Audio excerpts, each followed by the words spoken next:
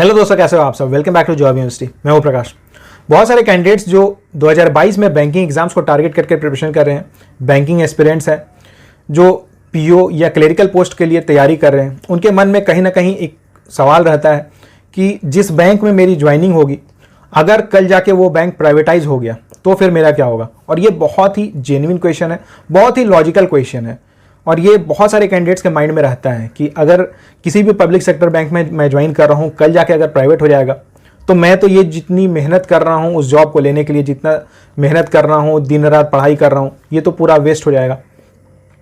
तो देखिए, सबसे पहले तो आपको ये चीज़ सोचना है कि जॉब जो आप लेना चाह रहे हो, नौकरी जो आप लेना चाह रहे हो, ये आप क्यों चाह रहे हो, उससे क्या क्या चीज़ें हैं जो आपकी फुलफिल होने वाली है। सबसे पहला है कि अगर आपको एक नौकरी मिल जाती है तो आप फाइनेंशियली स्ट्रांग हो जाओगे। सबसे इंपॉर्टेंट चीज़ ये है, आपको कभी भी पेरेंट्स से पैसे वगैरह मांगने की ज़रूरत नहीं पड़ेगी। अगर आपके फैमिली की कंडीशन अच्छी नहीं है, बैकग्राउंड अच्छा नहीं है और आप फैमिली को सपोर्ट करना चाहते हो, तो आपके पास पैसे रहेंगे उन्हें सपोर्ट करने के लिए। नेक्स्ट चीज़ है कि आप ये कहोगे कि मुझे जॉब चाहिए था ऐसा जिसमें जॉब की स्टेबिलिटी रहे, सिक्योरिटी रहे, क्योंकि आपको पता है प्राइवेट में क्या होता है, प्राइवेट में कभी भी आपको जॉब से निकाला जा सकता है। ये बहुत बड़ी प्रॉब्लम है प्राइवेट ऑर्गेनाइजेशंस की और इसमें कुछ नहीं किया जा सकता है। लेकिन गवर्नमेंट में ऐसा नहीं होता है। किसी भी गवर्नमेंट जॉब में अगर आप ज्वाइन करते हो, इवन बैंक्स में अगर आप ज्वाइन करते हो, पब्लिक सेक्टर बैंक्स में, तो उसमें ये होता है कि आपकी जो जॉब रहती है ये सिक्योर रहती है। कभी भी आपको ये डर नहीं रहेगा माइंड में कि ये कल जाके ये जॉब, मेरी जो जॉब है ये जा सकती है।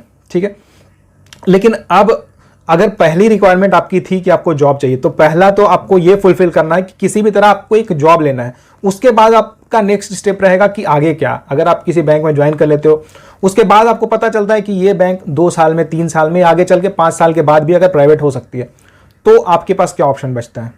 तो देखिए, सबसे पहले तो मैं आपको ये बता दूं कि अगर आपकी सिलेक्शन किसी भी जॉब में हो जाती है, तो ऐसा तो नहीं है कि अगर आप ज्वाइन करोगे उसके बाद आप ये सोचोगे कि अब तो मुझे मोक्ष की प्राप्ति हो गई है, अब मुझे कोई पढ़ाई लिखाई नहीं करनी है, अब मुझे जहां जाना था मैं वहां पहुंच चुका है। ऐसा तो होने वाला नहीं है, क्योंकि ये ह्यूमन की टेंडेंसी होती है कि अगर आपको कुछ चीज़ मिलती है तो आपको हमेशा, आप चाहते हो कि हमेशा कुछ एक्स्ट्रा मिले।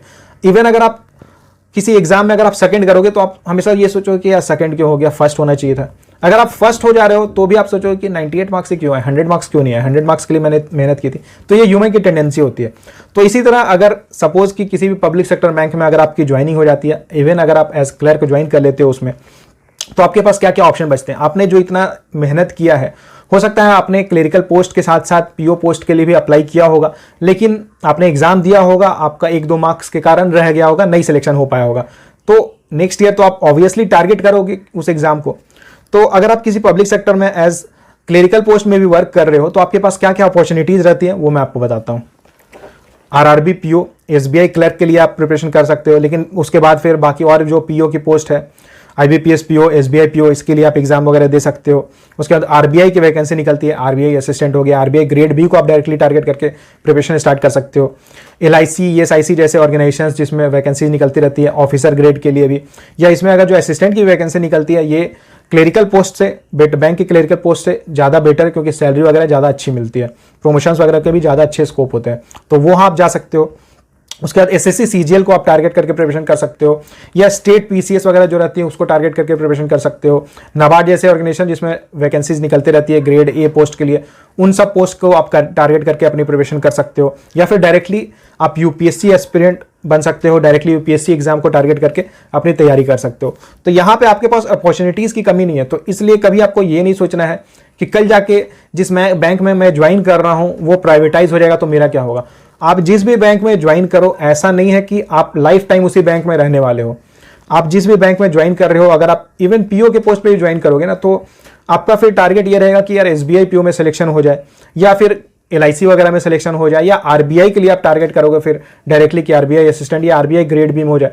तो ऐसा कुछ नहीं होता है कि फिक्स्ड है कि आपकी अगर सिलेक्शन हो जा रही है तो जिस बैंक में आपकी सिलेक्शन हो रही है वही बैंक प्राइवेटाइज होगा, ऐसा भी नहीं है। देखिए, सरकार ने ऑलरेडी बताया है कि प्राइवेटाइज होने के बाद भी जो पब्लिक सेक्टर बैंक्स जो बची हुई रहेंगी वो बहुत बड़ी बैंक्स हो जाएंगी, बहुत ज़्यादा एक्सपेंड करेंगी। तो ऐसा नहीं है कि आप सोचते रहोगे कि अगर मेरी सिलेक्शन किसी जॉब में हो रही है, किसी पब्लिक सेक्टर बैंक में हो रही है, तो वो कल जाके प्राइवेटाइज होगी। ऐसा कुछ नहीं होने वाला है। आपकी जो भी जॉब रहने वाली है वो सिक्योर रहने वाली है।